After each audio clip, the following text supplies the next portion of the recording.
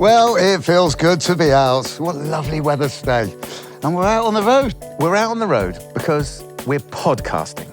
When we started this podcast, we were waiting to hear about season 4. And of course, that's taken a long time. Season 4 of the TV series. In TV land, there's lots of waiting around. We've made the most of our time though, haven't we? Because we've squeezed out 2 seasons of our podcast, and now we're working on the 3rd one. Yeah, and we're going to keep going, aren't we? Yep, we are, because we're enjoying it. It's fun. We get to meet interesting people. Some cars are good for flipping, some cars aren't so good for flipping. It's amazing, really. I think what I find the most amazing is how many you have to see before you find one that's actually worth doing. And you always fall back in love with cars. Going and looking at cars is a great thing to do. Morning podcasters everywhere. Hello. Okay, so we're looking at a car which Will has covered up, and was it covered up before when we were here? Yeah, it was, wasn't it? Yeah. Well, you haven't actually seen the car, but you may have seen it under a cover. I like before. what the aerial's doing at the top. It looks like a shark fin, or the Batmobile. It's very Batmobile, isn't it? Oh, I don't know how well I've covered up the other side. Well, let's have a I little was look. expecting this to be more of a sort of, sort of covering from the other side. So you're not allowed. Don't look too closely at that back corner, which I've seen that back you've corner, got it. and it's sort of giving it away a little bit, It's hasn't it? kind of giving it away quite a lot because there are not that many cars with that wheel, are there? Weren't they called Speedline SL202s or something? Ooh, somebody's eaten the manual today, haven't they? No, I used to have a set of them. I used to have a Citroen BX GTI, and I bought a set of these wheels off of a Peugeot. It's a Peugeot 205, I assume. And It is a Peugeot 205. If I hadn't have seen that, I don't think I'd have got it, actually. I think it's the shark fin. That gave it away? That's the disguise. Yeah, I get it. Because you know that principle of putting plant pots underneath the cover to disguise the colour? Yeah. Ta-da. When Will's talking about a shark fin, he's talking about where the aerial, which comes from the top of the windscreen, the aerial is a flexible aerial, and it's got a cover, the blue cover over the car. Which has got a sort of lycra-type finish. It has, hasn't it? So it's very stretchy. Very stretchy. It's a rather lovely that's cover. A nice cover, isn't it? I don't want to get too much into the cover. Let's uncover it. You don't know which model this is. Well, it's got 1900 GTI wheels on it. So I'm saying it's a Peugeot 205 1.9. You're just saying that because grey. that's what you want it to be. No, I'm just saying that because that's what the wheels are off of. Because the 1600s had smaller pepper pot wheels, didn't they? Pepper pot wheels. That's not easy to say.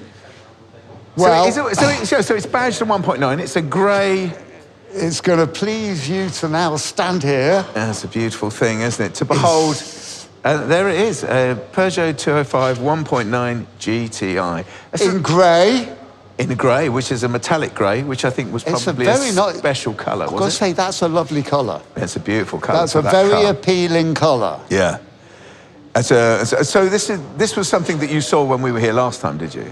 Yes, I did. I didn't see it. It must have been covered up, was it? Yeah, it was covered. Yeah, okay. With that very cover. Yeah. But yeah, I just spotted it. Because we were so busy last time, I don't think we had a chance to have a look around the enormity of some of the some of the things that are here. But the two-door is so purposeful, isn't it? Well, the two-door with these huge wheels, it's a very lovely thing to look at, isn't it? And this couldn't get more leery if it tried. No. And those wheels, by modern day standards, I mean, they were always considered really big wheels. Yeah. And even by modern day standards, that's still a pretty big wheel. They're 15s though, aren't they? Aren't they 15s? I always thought they were 15s. Yeah, they're 15s, yeah. That's a 195/50 on a 15-inch rim. Yeah. That's quite a lot of wheel and tyre going on. But not for this day and age, is it? It really isn't for this day and age, but it just looks so big on this car. Yeah. So the 1600s had smaller wheels, didn't they? Smaller and different pattern alloys on them. And this was the thing that marked out this car. And it just looks junky, doesn't it?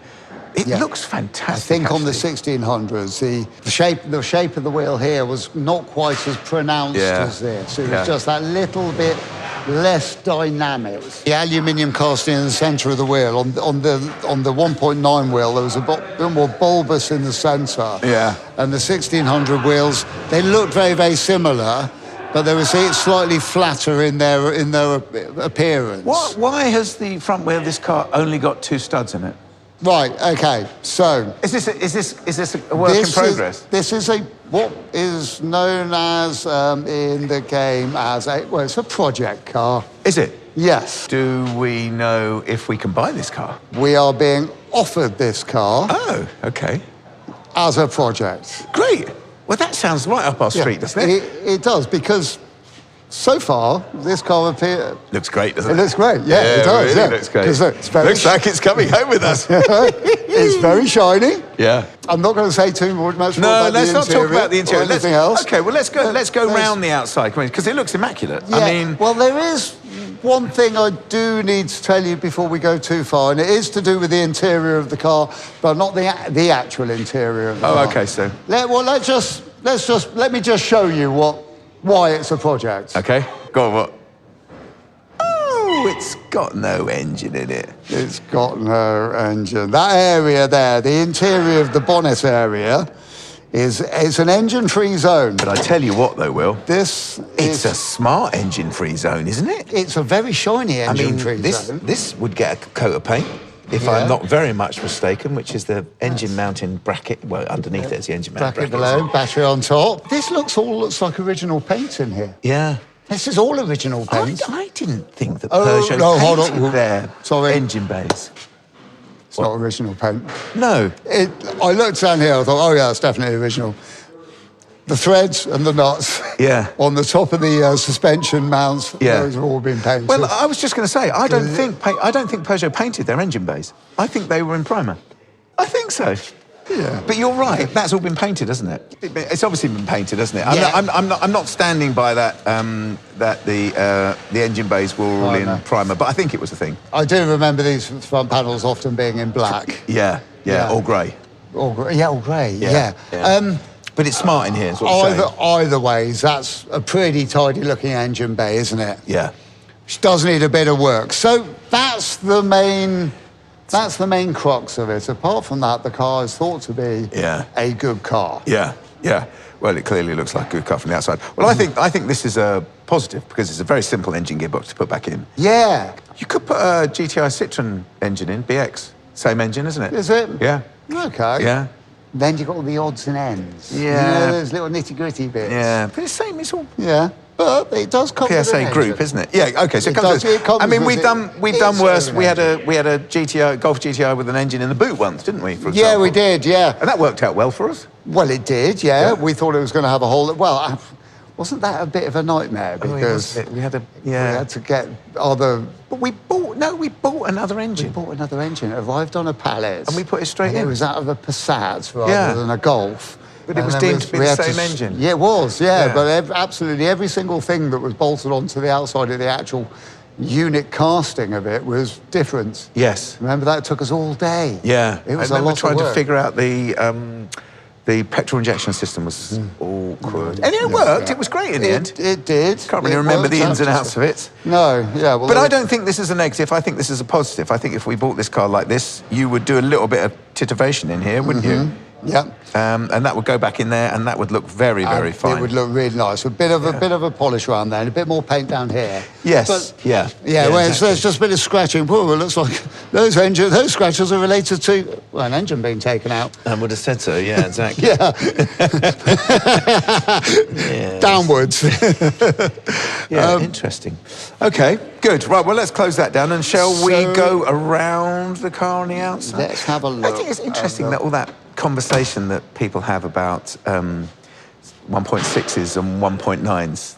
Because the factual thing was that the 1.9 was a longer stroke and a lazier engine, wasn't it? Lazier, more torque. Whereas the 1600 was a short stroke, revier, more responsive. Well, that's the perfect difference you need for people to want to play the game of like, you've got to have the 1600. Much faster revving engine, you see. Put your foot down, it gets there. And then you've got the 1900 people going, oh, well, longer stroke, more torque. The thing is, though, in my mind, and therefore I would imagine in culture generally, the 1.9 GTI, Peugeot 1.9 205 GTI, is the hot hatch, isn't it? And still probably the benchmark for now. Me, I think this, personally, to me, this is a car that appeals to me. Yeah. I like a Peugeot. Yeah. I've got to say, I love a Peugeot. And this car came out when I was exactly the right age to get gooey over a hot hatch. Yeah. I can't And imagine plus the you fact, getting gooey by over a that hot hatch, stage, but- my brother had almost killed me in his Volkswagen Golf GTI, so I wasn't really that keen on them. I'm going back to have another look at this from the side, because it really is a beautiful thing, isn't it? The proportions of it are fantastic, aren't they? They are. The car itself, it looks low because the bulk of the bodywork sits down low. There's not very much above that window swage line. No, it's weird. As in panelling and Big stuff. glass area. It's a large glass area. I always find this strange. I know I always say it, and people will think I'm... Wow, that's loud. You used to see these all the time, but when you properly look at one now, you haven't seen one for a long time. You're coming to that window, aren't you? Exactly. It's such a weird-looking thing, isn't it? It's a funny-shaped window. Does it pop out? It pops out, doesn't it? And it smokes around the edges, isn't it? Yeah. It's got a smoked effect, so it looks slightly strange. Well, because it fudges. All the other lines are pretty clear, and that's an unclear line. It's a different thing as well. If you go back to the stand back. Yeah. It's like everything else on the car all looks like it's from that car. Yes. That window. How weird. Actually looks like it's from something else. Mismatched. It is mismatched, isn't it? I'd never really thought about it. I've never thought of it, but it's what happens when you look at something that you've seen all the time in detail. And now we're looking at it in detail, aren't we? I love the 1.9 GTI, the little plastic badges on the back here. I mean, they've done it in such a way that you're never going to miss that. Yeah. And they've put it on the side of the car. Yeah, rather than the back of the front. Well, as well as... Yeah. You just get the GTI on the back. 205 GTI. So on the back of the car is written Peugeot 205 GTI. Side of the car. And I'll just double check because it's got two sides. They didn't want you to miss the trick. They put it on both sides. Yeah, they wanted you to know that this was a 1.9, didn't they? Because this was the one they were most proud of. This was the one. Let's face it. If you saw one of these out on the roads back in 1989. Yeah. What year is this actually? Is this 89? E-Reg. If you saw one of these on the roads in 88, 89, it would be being driven like a banshee. I would imagine so, yeah. Because you would, wouldn't you? Yeah. I mean, that's basically what killed them off, isn't it? Joyriders, people nicking them, insurance policies going through the roof. It was the end of these cars. My brother, he was quite a car person, and still is. Yeah. Well, you were saying about him. It was the Golf GTI. He almost killed me in that. Had several of these. Thankfully, he almost killed himself in those. Oh, and his co-pilots.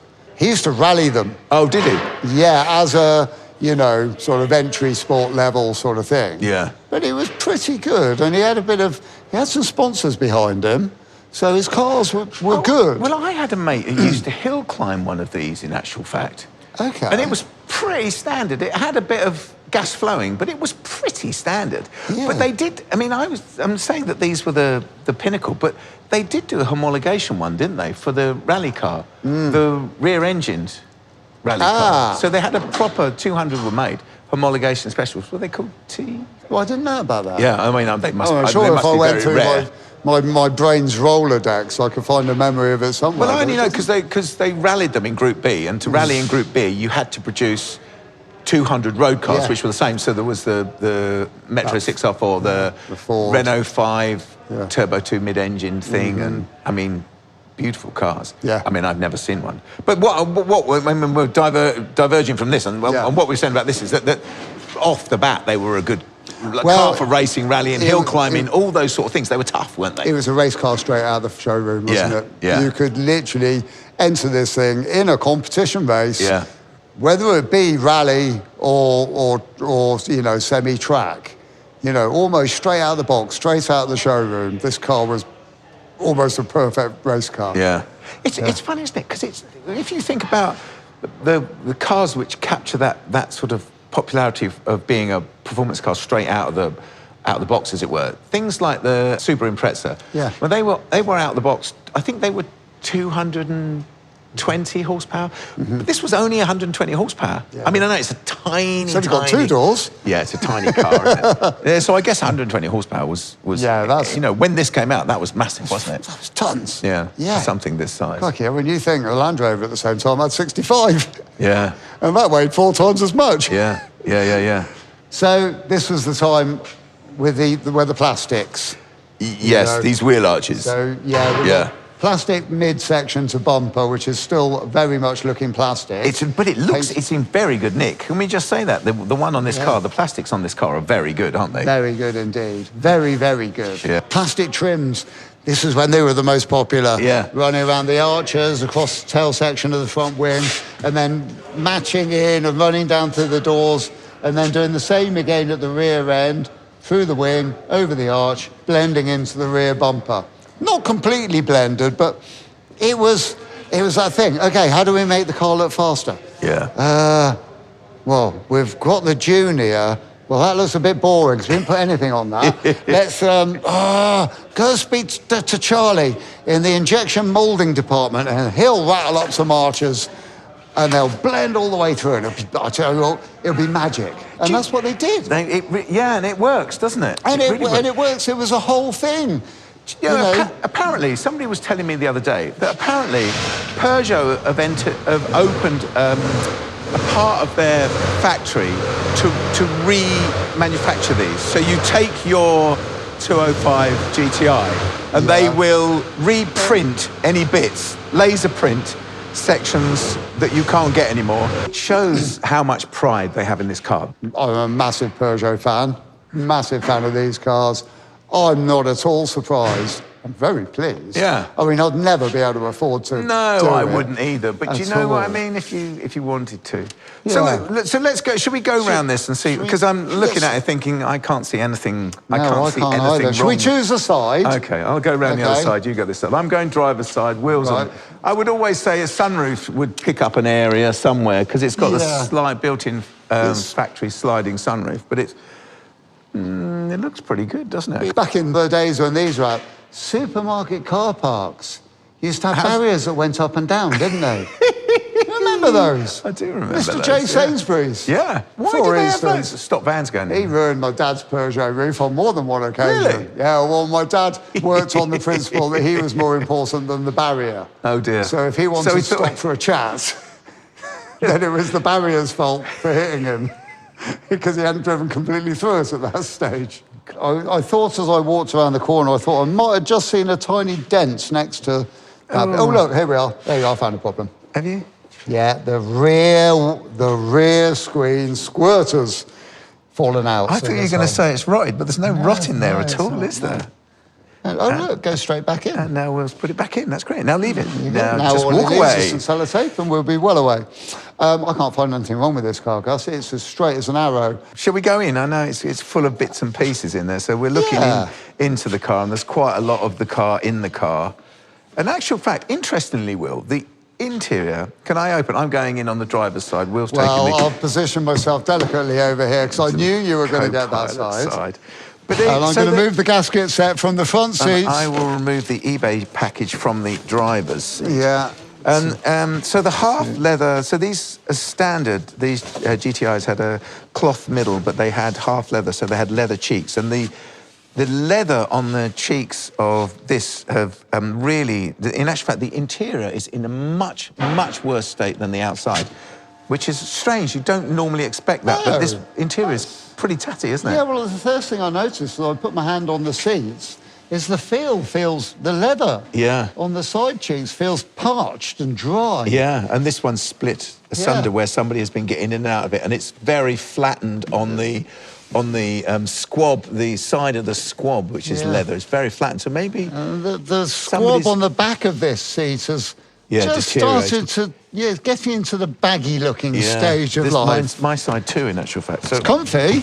Yeah. So I wonder if there has been quite a large person who had owned this at some point. I don't know. Well, the way this seat is squashed. It's a nice, comfy seat. Sporty, isn't it? Oh, yeah. Oh, There you go. The interior really lets it down. Box. No, I was allowed to touch that, and it fell off in my hand. Well, as my friend Stu would say, it was like that when I found it. Well, let's leave it alone now. It's back up. Okay, with the lights dangling out of it. So immediately there's some bigger. There's bigger problems afoot here because there's a little cubby hole at the top which is broken. The hinge is broken, so that's going to have to be reprinted by Peugeot. Yes, well, that's going to be expensive. Get it sent right over to them, shall we?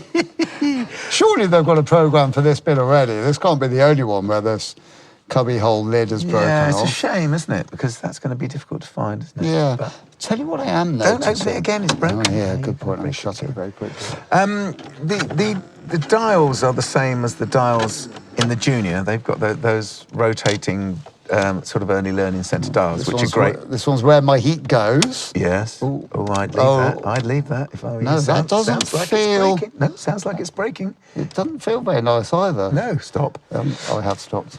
This one looks like it's done a bit more work as well. There's a fair amount of wear on the top of that wheel, isn't there? It says it's done... I haven't got my glasses on. Have you got your glasses? 31,322. No, it's done more than that, surely. Oh, no, it's done 131. Yeah. Yeah, it's 131, so it's been quite a long one. Yeah. Yeah, this has seen some action. I think this will explain it. See all this white dust? Yeah. On the headlining. Yes, we're looking at the headlining now. On the top side of the visor. Yeah. And that dust there that's on the mirror of the visor. Yeah. This dust that's all over the dashboard. Yeah. And this dust that's inside. Don't keep opening that. You're never going to get inside the glove box. There's a lot of dust. This car's had a lot of bodywork done. Oh, that's what it is. Of course it is. Residual dust from there. It's all crept inside the car. It's been resprayed, hasn't it? This car's been resprayed, which is why it looks so straight and so good. Yeah. Yes. Have we been fooled, would you say? To a certain extent, we have, haven't we? We had. Because we're looking at it had thinking, we considered that this car looked far too good for what it is. And also, we hadn't looked at the interior. No. Had we? No. But if you look at the interior, you can instantly see... We can now see that we're sat in a 131,000-mile car. Yeah. And the exterior belies that knowledge, that thought, that information. So it's interesting. So if we were offered to buy this car, we would have to completely redo... I mean, look at it. We would have to completely redo the interior of this car. I don't know how much of this would come off. And I'm looking at the headlining. It's very dusty, looks very dirty. It looks like a car that's had a hard life, doesn't it? No, I think this car's a perfect car. It's the sort of car we buy, isn't it? It is. In fact, actually, it's kind of like one peg up from there. So somebody else has already done all the bodywork. Yeah, done a lot of the bodywork. We don't know what state the engine's in. We don't know why the engine's out. I assume the engine's out because it's not working very well. We do, actually. Oh, do we? Yeah. You see? Oh, there is the engine. 20 foot behind the car. Fully rebuilt. Is it rebuilt? Yeah. Is that why it's wrapped in cling film to keep it fresh? All wrapped in cling film. Yeah. That's nice. So that's a nice touch. Full recon engine, short block and head. Yeah. And the timing belts already fitted and the covers. So it's an interesting and enticing conundrum, isn't it? Then, yeah. Because then you're looking at the interior and how much of this interior is available. How much would we have to send to Peugeot to be reprinted? Yeah, or available in much better condition than what we have in our hand. Yeah, but second hand. I mean, we need to look that up, don't we? Well, look up how much a seat would be. Yeah. And if there are any available. Well, I mean, yes. Or we could just count our blessings because the engine is recon. Yeah. Gearbox, we don't know the condition of that. The exterior of the car is recon. Yeah, very good, isn't it? And we haven't had a look underneath the car, but... No, we haven't. But remember, they're all zinc-plated, so we're not expecting a terrible amount of rust. No. No. We need to look at brake components, see what sort of condition those are in, and suspension components, and check that nothing's, horrible. Yeah. But that's going to be bushes and things like that at worst, isn't it? It's not going to be bushes, not going to be major. wheel bearers, yeah. dampers. But there's certain bits. But it sounds all right, doesn't it? It does. Just opening and closing the passenger door. I mean, it's it's our standard test, isn't it? How good's this car? It's all right.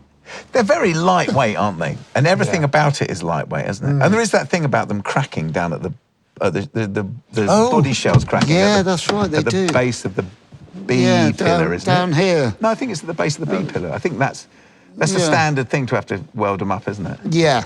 Well, we won't know if anything's been done there unless we ask the person that's done the bodywork restoration on this car. That's true. That's a good point. Because I'm not going to go digging the paint off to find out if it's been welded, because that paint looks like perfect. Guys, come back to this interior. Yes, that's what I wanted to do. Come back to the interiors. I'm getting the feeling you were being a bit down on the interiors, as in you maybe wanted it to be as good as what we can see of the rest of the car. I think I just assumed it would be. And you get in it. And you get in it, and it's not. You think, well, that's where the money is. The money is in the interior. We haven't looked underneath. Your assumption could be very, very similar to a whole load of potential buyers, couldn't it? Yeah. Yeah. Yeah. So they look at the outside. Whoa! Look at that guy. Having it. Oh. Well, this is very broken. It is, but it is broken. It's not just decayed and degraded. It's broken. There's a nasty. There's a nasty scar across the driver's side. Isn't it? I think it is broken. Somebody's hit something. Maybe hit it their hard. head. So that's interesting. So I would say that you might be looking at trying to buy a new... That's broken too as well. Even the fag lighter's broken. Yeah. Yeah. I would say you might be trying to buy a complete interior for this car. Well, there you go. Wouldn't you? Yeah. How much do you reckon one of those would cost? I don't know, but I would like to have a break and have a look on my phone and see what I think. Should we do that? Yeah, Should we have a cup of tea? Okay. Okay, we're going to have a break. We're going to leave you from the inside of this car. You can buy a complete set of half-leather chairs, GTI chairs like this, front and back, for £1,000, basically. There's two sets on the internet. Which seems like quite a whack. It seems like quite a whack. And it also seems like it's only the seats. It's only the seats. But you can also buy the binnacles. I saw a binnacle on there for £300. Okay. Not a binnacle, a dash, a complete dash. Complete dash? Yeah, complete dash. 300 quid? Yeah, which I thought was actually quite cheap. So, and there's some other bits and pieces that we're going to need as well. There are, but what I'm saying is just from that, I would say that they're available. Yeah. And that could we safely say that 1,500 quid might do us royally in getting everything we need for the interior? I would say so. Yeah. Yeah. I think things like those electric window winder. Yeah, I think those are inherently flawed. I think they are. I think maybe there's something you can do. Don't know what, but I think that's good. I think that illustrates that if we could get this car cheap enough, then we could replace the interior. Yeah. We know we could do that because the limitations of that are finding them, and if you can find them, I mean, I found several sets straight away, so they're obviously there. And whilst you were doing that, I did my own bit of research. You did some research? I did, and I looked in the boot. Oh, there's one in the boot. Okay, well, that's great. Oh, but hang on, that one's broken as well, Will. Oh, no. But you could glue that, though, I thought I'd been so smug then. I even held back from telling you. It's like, oh no, there's one in the boot. I knew you had a secret. I couldn't work out what it was. Plus, this has got a boot full of bits and pieces, new parts as well. Track rod ends. Oh, that's interesting. Oil filter. It looks like there's a radio in there as well. Because the radio's missing. There's also the vents for the heater. Spare set of vents. That must be vents off of this. Yeah. A little pot full of bits. Body moulding clips. Lovely. That's from obviously from when it's been in the body shop, isn't it? Yeah. It's even got a fag lighter. Is that a fag lighter? Oh yes, it is. Look. Oh yeah. Is it broken? No, I think that's completely unused. Oh, it is unused. Yeah, it's in its pre-use unbroken state. So let's just have a think about our car. Outside is perfect. We reckon it would take best part of £2 grand to £1.5 maybe to finish the interior, to get the interior up to a point. And some time. And some time. Yeah. And we got to put the engine back in. Yeah. If we weren't setting ourselves the bar of a 5-day task, which is mad, but I know when we do it for a reason. We do this. We could definitely do this. We could definitely do this in our 5 days. Yeah. We've done worse. We have done worse. And we've done worse. Yeah. And we've done worse and we've made a profit out of doing worse. Yeah. I think it's really attractive, don't you? I do. Yeah. I've got really attractive. I've been thinking about the price, the values. Yeah. What do you think? I think he's asking around about 6 for it, as it stands. Okay. For everything that you can see, and take it away today with this pile of stuff here. Yeah. And he tells us that. Well, apparently the gearbox is okay, but we don't know that. No. There's boxes and boxes and boxes full of bits. Yeah. And apparently they're all there. We don't know that, but that's a risk. Yeah. But it's not a massive risk. It's not a massive risk, is it? No. We need an interior, as you were saying. Yeah.